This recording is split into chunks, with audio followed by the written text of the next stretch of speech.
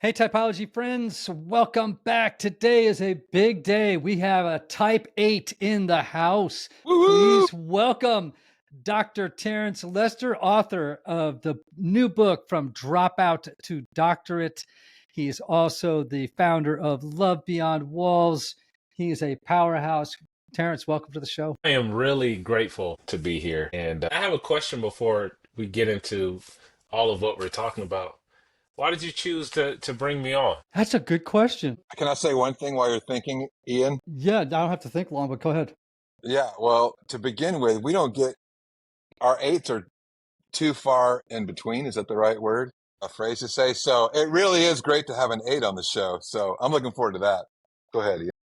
Yeah, that's part of it, right? Like, because we have 9 types, we try to get represented on the show, right? And so if we have too many 3s in a row, 5s in a row, I start getting emails from people saying, you don't pay attention to the 6s and the 8s and the 7, So we got to, kind of pace everything out. But I also really like your mission and your work.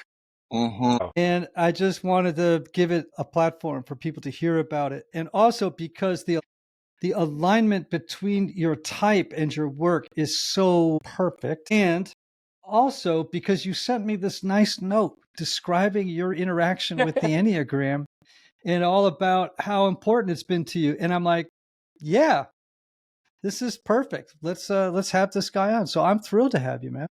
Thank you. Well, it's a pleasure to be here. I can't wait to go deeper. Yeah, let's try I it. could add to that. I spent 8 years of my late 20s and early 30s in the inner city Mm. and loved every minute of it, seeing some really powerful transformation. So I'm excited as well. Yeah. Yeah, if you ever want to learn about your vulnerabilities, your shadows, go spend time where pain is, right? Mm-hmm. Mm-hmm. Yeah. Mm-hmm. So that's what I'm That learning. is for sure. Yeah. That is for sure. That is my experience. So let's start at the beginning. You're an Enneagram 8, and tell folks about yourself, what you do, and how you came to learn about your Enneagram type. Yeah, so name is Terrence. I'm originally residing in Atlanta, Georgia. That's where me and my family stay. I've been married going on 19 years. Woo woo, we got to celebrate that. Woo-woo! Yes, sir. Yeah, and have two wonderful kids, and I call them wonderful because I am very close to my children. My daughter's a senior, and my son is a freshman in high school. My family has taught me a lot about who I am and who I am not by getting the chance to serve them.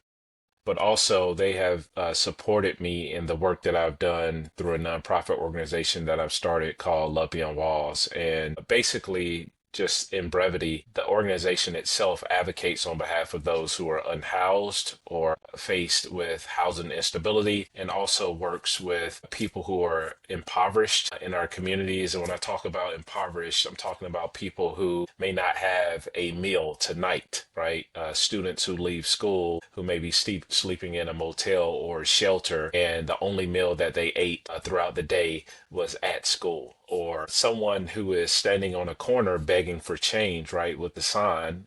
We've all seen people who are unhoused with those signs, who's trying to beg for change to not use drugs, not to go and buy alcohol, but to raise money because they need access to their medicine because maybe they're living on the streets with a medical illness, or those who are living with a disability. And so we try to approximate ourselves to that community in ways in which we're standing in solidarity with them, but also building community around them. I like to say that we are not just out here doing charitable acts, but we're building relationships. And I've been doing this work for over a decade. And man, I tell you, like I said earlier, if you ever want to know about your leadership, who you are, how you're wired, the testing of all of that, is go serve those who are in pain, because it's not just about showing up in a community and saying, oh, I'm going to do good. It's about seeing others, right? But also allowing yourself to be seen, right? right? It's about showing up with the fullness of who you are, your vulnerabilities, your fears, your shortcomings, all of those things, because that is what makes whole community. And I would say about 5 years into my leadership, I thought I was doing a good job. People told me I was doing a good job, but I kept hitting a glass ceiling, right? And I was wondering, like, why would I get frustrated, right? Why would I be angry or aggressive, or why would something in the news irritate me to the point where I just wanted to like go and tip over the TV? Why would injustice really like irk my nerves? And when I would be in a conversation with other leaders, it didn't bother them as much. And then one day, a leader friend of mine said, "Have you ever heard of the Enneagram?" And I was like, "What's that?" I've taken all the personality tests, right? I know my strengths. I know what they say my weaknesses are. But he was like, "No, it's kind of deeper than that, right? It gives you insights as to how you are wired, what are the patterns that develop when you're under stress, right? It gives you deeper insights as to how you're actually wired, not to box you in, but to show you how you grow beyond the box or the confinement of your personality, right? But it also shows you like, how do you interact with other people? How do I lead? How do I show up in community? How do I interact with my staff, those people who are serving alongside of me? How do I represent the best version of myself? And what are those things that I need to do? And so because I know I'm a challenger, right? I took that test, right? I went all in. I researched, I found an institute, I did the whole thing with a colleague of mine who understood it more than me. I bought the books, right? And I just kept learning and learning and learning. And what that showed me was parts of myself that I didn't fully understand or until I was able to articulate that, right? And I think there's something special about naming how you're wired or who you are as a person, because it gives you the strength and the courage to confront parts of yourself that may remain hidden. And so that's kind of my introduction into how I learned about the Enneagram. And then I started to see like, oh wow, I'm actually this is how I'm made. Like I'm wired to advocate, to challenge, to speak truth to power, to show up in community, to protect, to do all of these things. And then I started to to see it as a superpower almost, right? That I don't have to push away from these things. This is things that I can actually lean into. So that's my short spiel. Yeah. Man, let's I just love take that. a collection and close in prayer. That was perfect. That was perfect. So, in this wonderful note that you sent me, and I'm going to draw from it because there's so many good little things in here that you sent along with the other materials, right?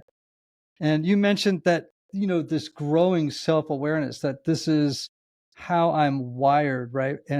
But also helping you understand when you're starting to drift into unhealthy patterns, right? And you mentioned over control, defensiveness, and burnout. Talk to me about that. Yeah. Yeah, one of the great things about the Enneagram is not just that it shows you things that you're naturally have a natural bent towards, but it gives you this, I would call it a beautiful picture of what it looks like when you're unhealthy. And the reason why I call it beautiful now is because I didn't in the beginning, right? I just thought I was just having a bad day. It lets me know what I am doing or how I am functioning in my life that may be causing me to drift into an unhealthy pattern, right? Whether it's, operating from a fear, right? Something that is fear based in my gut level, like something that when I feel like I'm losing control, when I feel like things aren't necessarily going my way, right? When I feel like I can't protect or I can't function in the way that I'm naturally bent, right? It pushes me into a unhealthy place, and that could look like overworking, right? Or working to the point where I want to try to use work as a vehicle to control what I'm unable to control in the first place. Or it may look like something not happening the way that I want to, and then my default mode, or I may be more harsh. And so I think it's a beautiful beauty in that now when I feel myself doing those things, I can check myself. That self-awareness is so powerful because it's like, hey, hold up. I need to step back. I'm moving into an unhealthy place. And I get the chance to ask myself, what is it that I need in this moment for me to care for myself so I can move back into a healthier place? Mm. Yes. And this is so important, right? Especially when you're talking about community work, because, so oftentimes, people that don't have the capacity to stand back or even to take time in solitude away from community, Yes. people who are unable, I think it was Merton who said that a person who can't be alone is a person that is actually a danger to their community, Mm. Wow. which I think is really a big word, right? Yeah. Like knowing when to pull back when I need Yes. to so on that score as an 8, like what do you do when you start to feel like the wheels are wobbling a little bit, like I don't know, just opening the New York Times this morning makes me feel like my everything's wobbling, or out of control. What kinds of practices do you have, or what kinds of things do you do to try to keep yourself in the sort of the center of where you want to be, a grounded, faithful person? Like, what does that look like?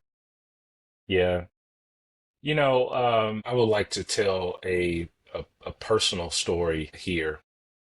I'd gone out to dinner with my wife in 2022. Up until that point, I believe that we had done really great work. I'd grown and become more self-aware, the whole nine. And we were out celebrating. We had just won an award for our work in the community. And most times, eights tend to just move right to the next thing, right? It's like, what Mm-hmm. else can we conquer and, take over or whatever? And I decided to pause, slow down, and celebrate. My wife, we go out to dinner, and I asked her if she could drive when we leave there, right? And she agrees. It's late at night. I fall asleep in the passenger seat. I wake up on the ground and I look up and I see a mangled car. A car had hit us. My wife is limping around the car. I had blacked out and I see EMTs running over to my body. And I hear one yell out, flip him over to see if he's still alive.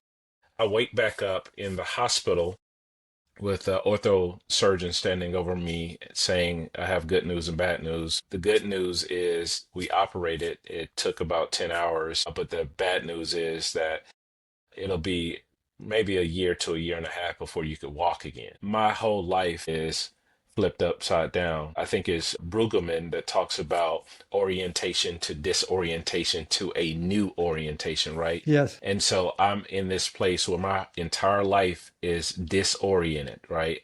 Out of the blue. I stay a month in the hospital, I get out, and now I'm confined to a bed. And I had to really wrestle with some things like self-worth, right? Why is my self-worth, my sense of self-worth tied to mobility and the ability to produce? Like why am I wired this way? Why is it that I feel less worthy when I'm not being as productive as I thought I should be, right? Or do I still have anything to contribute to the world around me? These were real life changing, life orienting questions. But one of the things that I learned going through this process is that my worth within itself is not given to me. My worth is just because I have breath in my body, not because of mobility, not because Mm. someone is celebrating me, not because I am achieving something, not because I am functioning in what I would perceive as my highest self. And so I had to really wrestle that. Coming out of that on the other side, I can walk now, thanks be to God. But it caused me to learn how to slow down. So like I'm not as eager to be productive. When I feel like life's pressure is clamping down on me, I've learned how to go for the walk in nature. I've learned how to name things, right? Because eights can tend to bottle everything up and not necessarily speak with vulnerability and name the things that are actually going on the inside, right? And naming may look like journaling. Naming may look like having a safe space in a trusted relationship that will create the type of space where I can just name what I am carrying. And the beautiful thing about naming and getting out in nature and movement, the movement of your body, is that it causes you to release the stress and the buildup that's happening on the inside of you. And then I think laughter right? I learned how to laugh, right? Because eights can be very serious all the time, right? When I was confined to a bed, it was during the summertime. Me and my family, we watched a couple of movies every single day, every single night. We played Uno, we played card games, we laughed, we joked with each other. And it's not to say that I didn't laugh before, but it was the type of pause in my life and the type of disorientation that caused me to enjoy the present moment more than I had been prior, because laughter and joy are also forms of resistance to what's happening around us, right? There's always something beautiful to look at, to appreciate, to value. And then I started to adopt what I would call a grateful list, right? Or a gratitude list, right? Because sometimes we forget, like it's the water bottle in front of me. I'm on technology. I'm looking at you through a computer screen. This computer costs thousands of dollars. It's a Mac laptop. I have books on the shelf. My son and my daughter just walked into the house. Like there's things all around us that gives us the ability to ground ourselves in what I would call a grateful ethic, right? And out of that overflows this love. And so I've just literally learned how to balance between what does it mean to show up in work, but not allowing work to define my worth? And also, how do I stay in the present moment? Because eights tends to rush to the next thing, the next thing, the next thing, to the point where I get a chance to appreciate the fullness of life around me. That's so good. And you actually mentioned a couple of things that we actually were talking about earlier today. Mhm. One is just about the importance of getting outside and moving. Yes, No screens, no AirPods, nothing. yes, Just yes, you and the birds, yes. and And the get bored. trees. Yeah, And yeah, the trees, man. And I don't get bored. I can see where some people, if you're used to constant stimulation, it might initially be kind of feel like a boring experience, but I find it just life-giving. And I'm just telling people all the time, man, like, you just need to go hiking. You need to yeah. just go Just outside. move, move. Mhm. It releases serotonin in the brain. It puts you in another state of mind, state of being. It grounds you. It disrupts you in a healthy way, right? And it feels awkward at first because it did for me. But when I was going through my rehabilitation process, it became the practice that gave me courage and resilience and appreciation for another opportunity to walk again. I mean, I was in a wheelchair Mhm. for almost a year using forearm crutches and all of those things. And it became the breath of fresh air. And it's funny because I understand that people go through traumatic events similar to mine, and they're real things. But I even was processing this with therapists, and I did research on not post-traumatic stress, but post-traumatic growth, right? Yes. And changing the framework of what is coming from this, because it's always a coming from this in the moments that may seem overwhelming in your life. And so it's a new orientation is what I'm saying. Like you have to literally rewire with practice, right? That's the beauty of practice. You get a chance to practice this, and you don't see it as a task. And I move from like, oh, this is just another thing that I have to do, to this is something that I get to enjoy because it frees me up to experience the fullness of life. Mm. What's so beautiful about what you're saying is that what I'm hearing is, and it's always a sign when I'm with people in your particular line of work, I often listen to whether or not they have a contemplative life, right? So when we know that there's this old trope, right? Like that in the spiritual life, we must be both active and contemplative. And if you're just an activist, then you run the risk of becoming an angry, bitter, resentful person, right? And self-righteous and morally, pugnacious, right?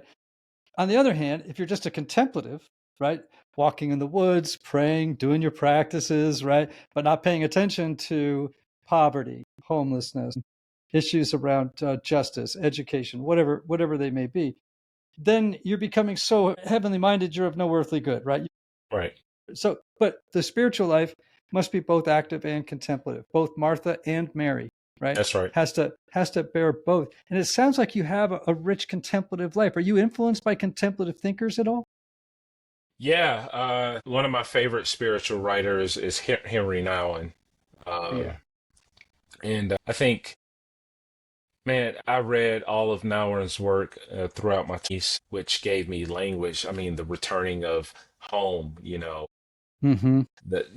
turning my mourning into dancing, those types of books, the Yeah, prodigal but son book. I mean, all of that yeah. language was, with open hands, that book about not Mhm. being so close-fisted with your life and with your, so all of that kind of gave me language of the power that comes from the contemplative life, right? And out of that space, not only do I get filled up as a, just a person and a human being, but I enjoy that, right? It's part of me that found joy in the richness of the contemplative journey. But when I go out and I'm proximate to the pains, it shows up there. I think it was now and too. I have a funny story. This happened in 2019. I think it was 2019, 2018, something like that. I was asked to come and sit on the poverty panel, right? And this is funny. Uh, it's two people on the poverty panel, me and Father Gregory Bull, right? Oh, right. And so it's just me and him. And the people who invited me did not know that I had traveled to California, saw Homeboy Industries, read the book. It was one of the reasons that inspired me to start my work. And so now I get a chance to be on the panel 6 years after I've started with Father Gregory Board. And we're sitting there, he's talking about radical love. And, I'm trying to flow with him with, things that I've learned just from doing this work. And I started quoting Nowen, right? I'm like, yeah, and Nowen says, you know how you, Yeah, I'm right. just, I'm like, Nowen says, you got to be weak with the weak. You have to suffer with those who are suffering because he's describing compassion. And Gregory Ward, Father Boyd, turns towards me. He says, yeah, I remember that. I remember it when he taught me in class, and everybody starts laughing. I was like, what? It's just like this moment here was he actually took a class from uh, uh, Harry Nouwen as a professor, right? And he remembers when Nouwen was saying this into his Wow. class when he was being developed. And Father Boyle is like, a little up in age. And it was just this moment of like, wow, that ethic of contemplative practice is a wellspring of life.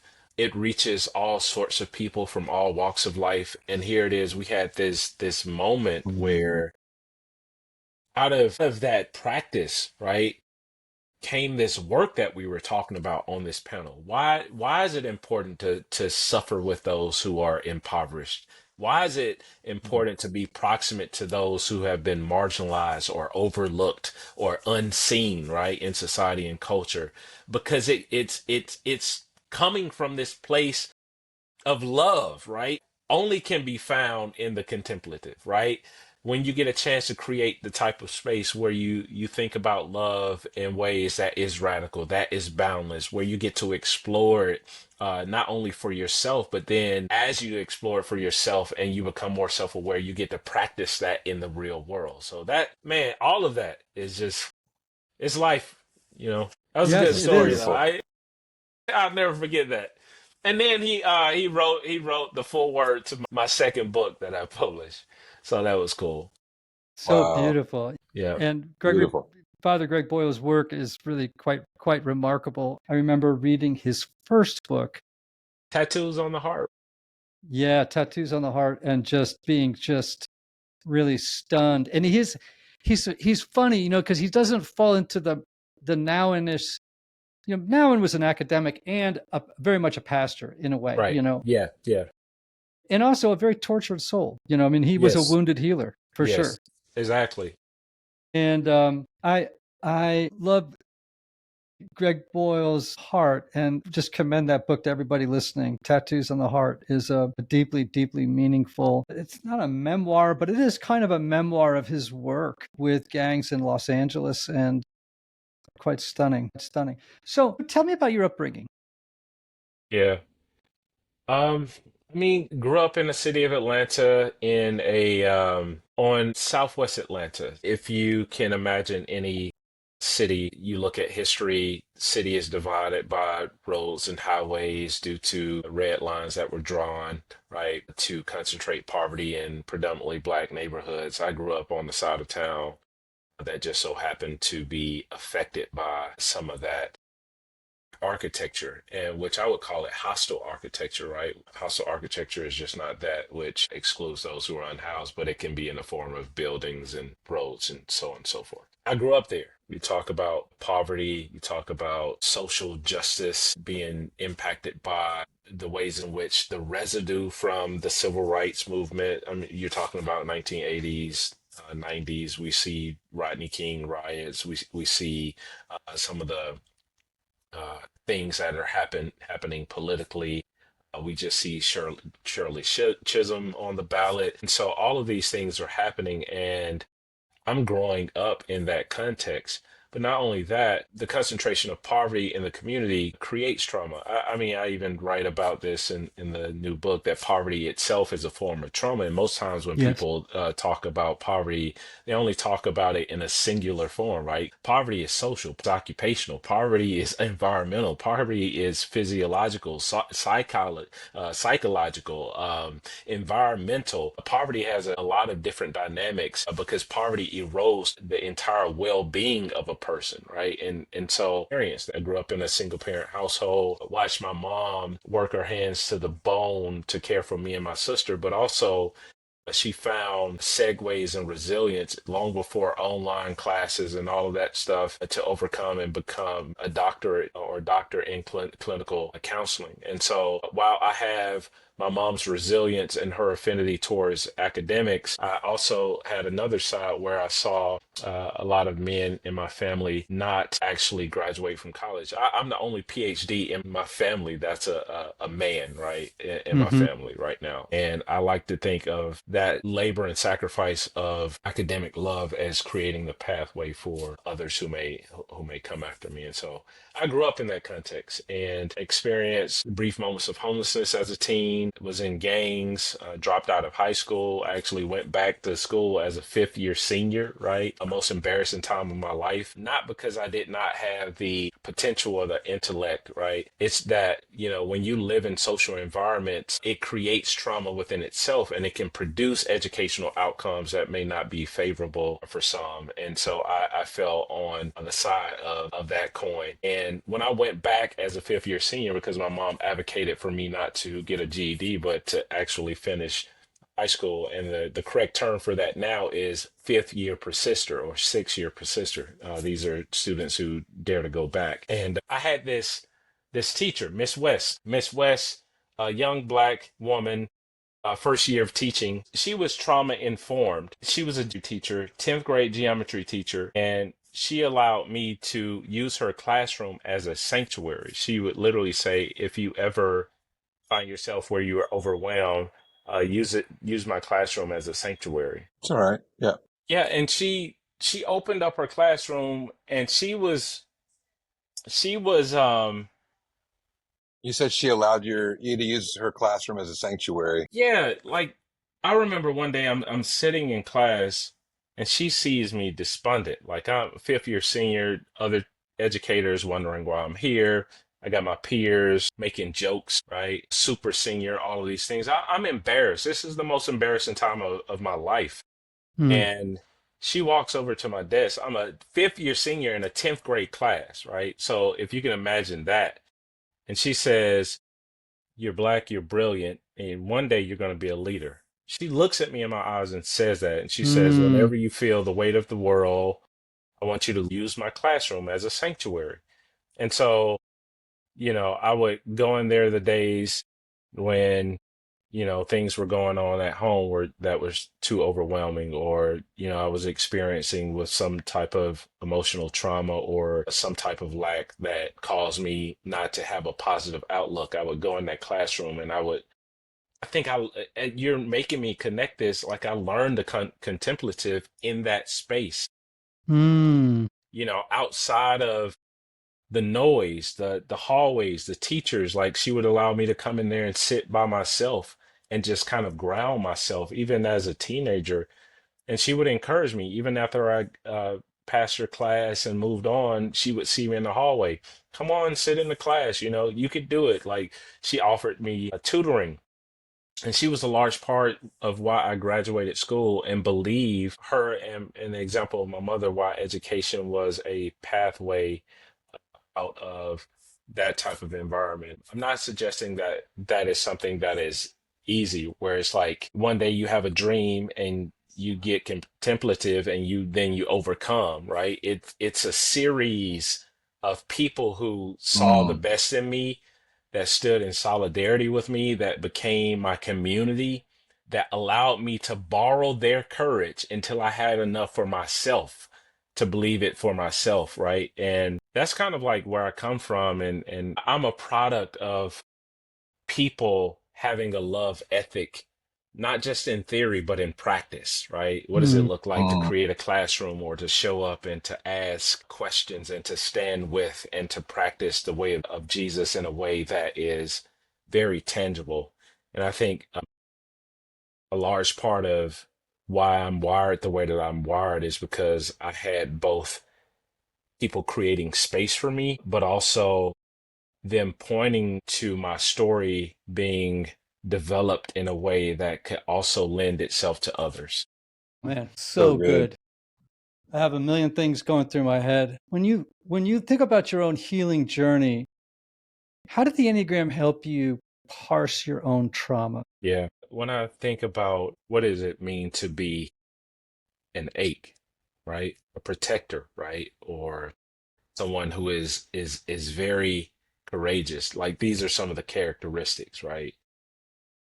Can be confrontational in many ways, both healthy and not and unhealthy, right? But I'm also six, right?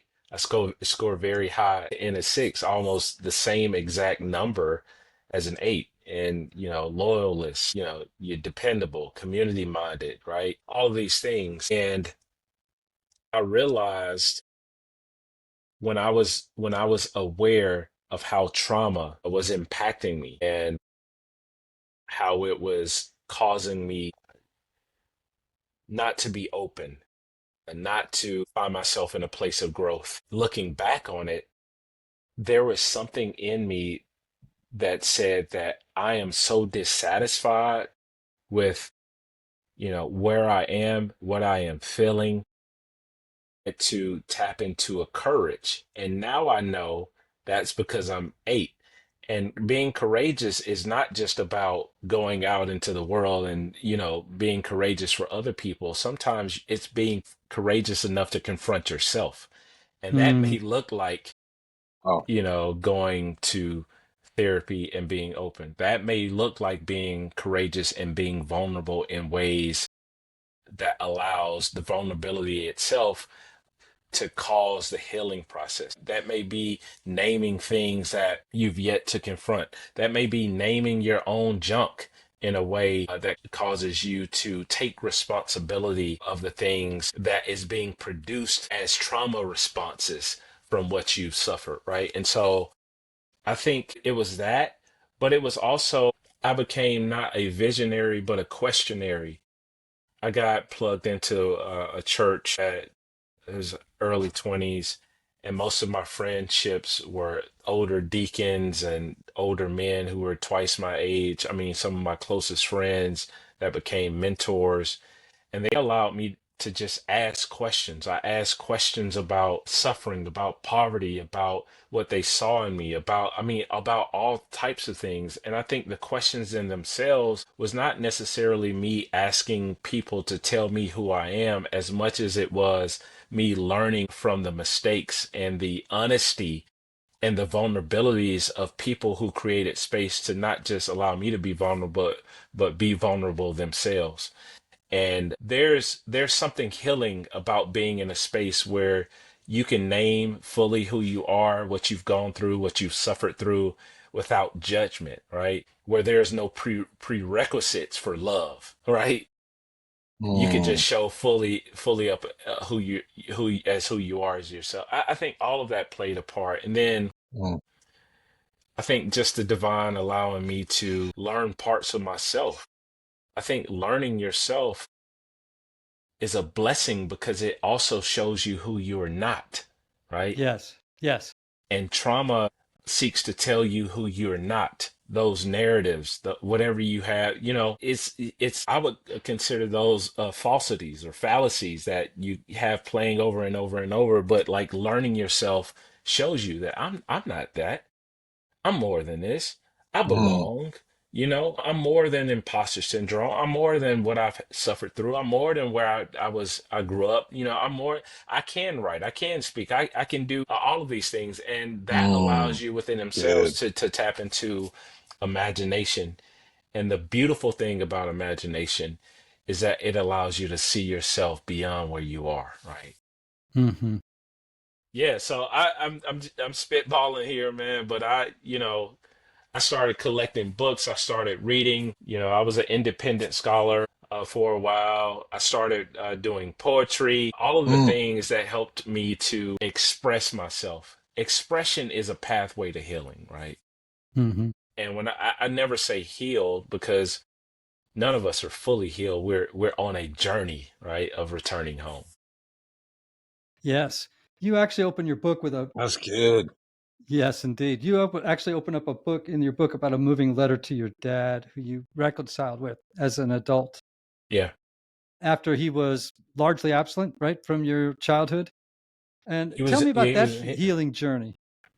yeah, he was. My dad was my little league coach for a number of years. We were in and out of each other's lives, which, he was living in the city, just a bunch of family conflict. But man, I never forget. I tell this story in the book. I received a call from my sister. I was in a meeting. At that time, I was leading an organization, doing the work, and my sister, who lives in DC, she keeps calling me.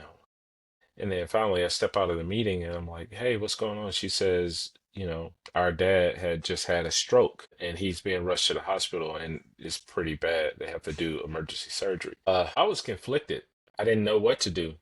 I hadn't talked to him in over a year and I felt frozen. And the first thing I did, I picked up the phone and I called my wife. I asked her, what should I do? And you know what she tells me? She says, go serve him and show it for him just like you do strangers. Mm. It gave me some guidance, right? Because I was just going to go home and wait around to hear, but she was right, you know. In the work at Lovey and Walls, we serve people that we don't even know to create community. And that was a moment where I had to really wrestle with, do I believe this at my core? Is this my ethic? Is this part of how I'm wired, right? To do this, not just as a leader in the public, and this is what people know me for, but can I even do this in the context of my own family when obviously there's some tension and conflict and all that? And my answer was yes. I go there and I served him. I walk in, he was still kind of paralyzed on his left side, and the doctors had gone in and they said that it was possibility that he would regain like movement, all those things, emergency surgery. And he turns over, man. He says, "I'm glad you're here, T." That's what he used to call me. And I say, "Yeah, man, I'm grateful." I served my dad. I stayed with him in the hospital, drove him home, the whole nine, kept serving him. And then shortly after, my dad started calling me every day. And we had these conversations. We would talk, at first it felt awkward, but then it was like, man, we became friends and we would always end with, I love you, man. He would say, I love you too. And that led to more honest conversations around, forgiveness and mishaps and conflict. And that led to him asking me, when is the next time you're preaching in the church or speaking somewhere? I want to come hear you. I remember my dad for the first time came to hear me speak, and it was in front of like thousands of people. And afterwards, he came up to me and he was like, "Man, I'm proud of you. You know, you're my favorite communicator." Like, and we started to build a bond. He would come over to the house and we would go fishing with my son. There you go, 3 generations, right? And we developed a friendship over time until he was diagnosed with cancer. And even then, like towards the last part of his life, I got a chance to serve him. I preached his eulogy. But I'll never forget, man, we were in the hospital. I was sitting by his bed. We just heard from the doctor that there's nothing else that they could do. And we're just sitting with that. And I'm sitting with the anticipatory grief. And the eight in me, the unhealthy part of me, wants to, like, I need to control this. And you feel powerless because there's nothing you can do. Like, literally, I don't care what type you are, right? There's literally nothing you can do other than some miraculous intervention from the divine. And I sat there and I did what only any son would do. I pulled out my iPhone and I pressed record, audio record, you know. I started asking him questions and we got a chance. He told me about his life, his upbringing, you know, some of the things that he was grateful for, how he loved to laugh. And then we finally got to the part where he told me the reason why he committed his life to a faith journey, which from our perspective, it would be a relationship with Jesus and his relationship with the Lord. And he says, I asked him, I was like, why would you do this so late in life? And you know what he tells me? I have this recording. He says, you were the first one I told about that. You know, my family went and saw him get baptized. He says, I just listened to it before this podcast. He says, that's a portion of you that came to me. I was like, well, what do you mean? He says, because I was watching you and your faith and how you were and what you were doing for people. And even in the audio recording, I'm telling him, like, I never knew that. But my dad had been watching me and what I had been doing and overcoming and like working through. And he had this secret or silent proudness that he had for me that I realized in the hospital. But greater than that, he was telling me that my life's witness and work pushed him into faith, right? Or encouraged him to pursue a pathway of faith. And that's heavy, you know, to think like won countless awards, they don't mean nothing. I've written 5 books, don't mean nothing. You know, spoken a lot of places don't mean nothing. But to hear my father say that, like if I've done all of this, so my pops could feel like he is transitioning into eternity with a faith that he felt grounded him. That's the work, man. That's the work. And you don't get there by pushing aside your shadows or not confronting yourself or, you know, what if I would have, it's just, you know, I'm thinking about that, you know, like not only was I doing work in the community, I was doing work on myself. And thanks be to God, you know. I feel like I need to just take a moment and be quiet. Thank you, Terrence. That was amazing. I'm really deeply grateful and moved. And, you know, in the Middle Ages, this is going to sound maybe a little off topic, but it's not. There are these 2 words about the soul, or 2 different postures. One was pusillanimity. We get the word pusillanimous from, and it means defended soul, defended, right? Hard Yeah. soul. And then the other one was magnanimity, from which we get the word magnanimous, which is a cruciform life. So it's not caved in on itself. It's not defended. It's actually one Anglican bishop called it the undefended life. What is so remarkable about this conversation is how magnanimous you are. Oh, wow. Thank you. So we think about Jesus on the cross, and he's literally open-hearted, right? His arms are outstretched. His heart is exposed. He's vulnerable. He's open. And so it's this posture. And many eights that I meet, and I'm going to be honest, I have an 8 child who's an activist. And they sometimes, when they were younger, it was a lot of this, you know, this kind of boxer posture. Mm. waiting to hit, waiting to be hit, waiting to duck, waiting to dodge and weave. And Yeah. then when I meet an 8 who has done work, it's this crazy paradox that happens. The arms go out in a cruciform-like fashion, and the power is in the vulnerability. Mm. And the power is in the undefended heart. And what you just shared, better than maybe any 8 I have ever had on this show, was the health and the beauty of an integrated 8 with an open heart. Mm. And that's the word, integration. I mean, that word for the past years has been the word that, you know, I've tried to live from. That exact word, like the both and, right? It's the grief and the joy, the rose and the thorns, right?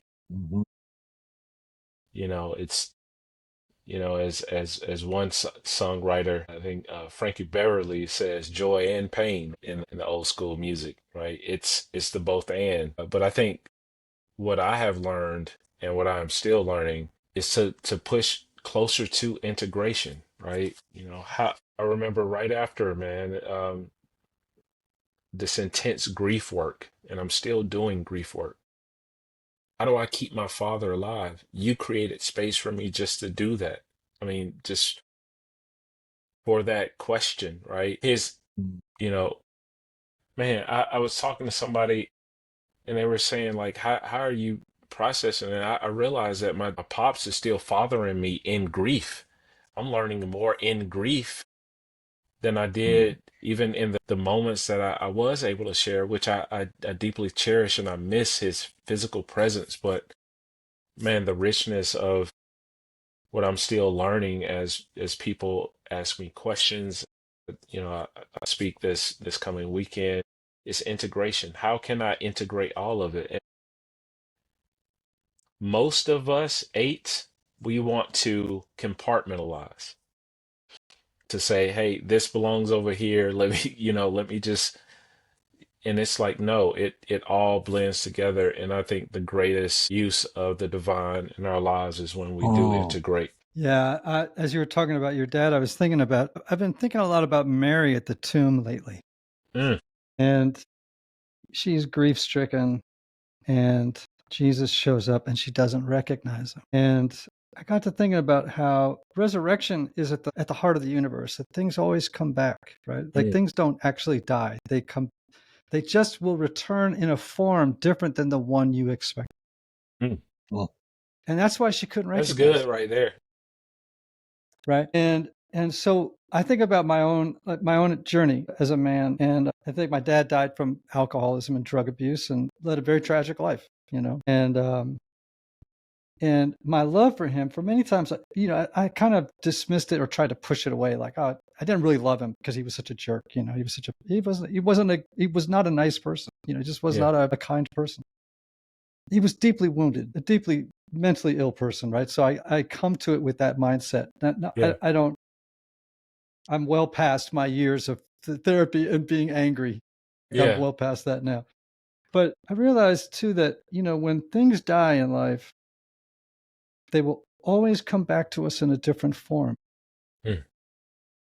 And I think about my own life, it came back as songs, and it came back as the lost love of my father came back in songs and in books and Wow. in being a therapist and being a priest and celebrating the Eucharist. And these are the things that gave my life meaning. And so I just was, as you were talking about your dad, I was thinking, oh yeah, he's showing up in your grief, but he will continue to show up. He's not dead.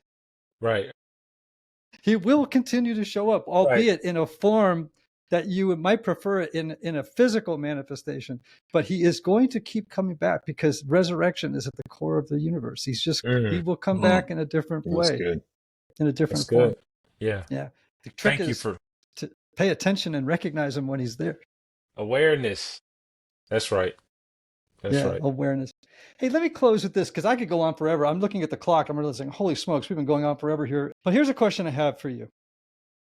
If you had the ability to gather all of the world to an address that you were going to give, right? You had 5 minutes or 10 minutes to deliver an address to the world, a message to the world right now for this moment in time. What would you talk about? You got their full attention. Start with silence because I think that's what we need right now, silence. When I talk about silence, I'm talking about it in a way that is highly relational, right? Silence in political discourse, silence in talking heads, or the commentators, silence in just a silence, right? Because I think in silence we get a chance to fully examine what it means to be a part of the human condition. Silence also is where I would even state that it allows us to reflect on what ML King was talking about when he used words like world house. So it's really important to me that you said address, right? Because when King uses the framework of world house, he's talking about the world being our address, right? That we're interconnected, interdependent, interrelated with one another, that this interconnectedness, that where what I do for my neighbor, what I do for you, the person down the street, I'm also doing for myself because, we are wrapped up together in this shared destiny with one another. And so I would start with silence, but I would be very specific on communicating the importance of our interconnectedness, our shared humanity. I would communicate this urgent message of what it means to see, right? Not in an ableistic form, but like in a way that we get a chance to affirm the dignity of all, because dignity belongs to all. It is inherent to all, right? I would talk about peace in a way that is very tangible because I think that is something that we all crave is peace in our homes, peace in our bodies, Yes. peace in our minds. And then I would move people towards compassion. What does it mean to be compassionate just to one? Because compassion in itself affords us, as now one says, to weep with those who are weeping, be vulnerable with those who are vulnerable, to stand in solidarity with people who are suffering. And compassion is the very thing we need at this moment to change the world. Wow. Terrence, thank you so much for being on Typology. Today has been like just the richest gift, a gift I didn't know that I needed. And your presence is what brought it. And so I have a glimmering heart that is happy that I've had the opportunity to spend a little bit of time with you. By way of reminder to everybody listening, I've been speaking with Dr. Terrence Lester, Enneagram 8. He is the founder of Love Beyond Walls. He is an author. He is a father. He is a contemplative. Dare I say, at moments bordering on this, you have a beautiful mystical quality to you, or leaning, that is just beautiful to be in the presence of, and I thank you for it, as I know Anthony does as well. So peace and blessings to you and to all of you listening. May you have love, may you have joy, may you have peace, may you have healing, may you have rest. Until next time.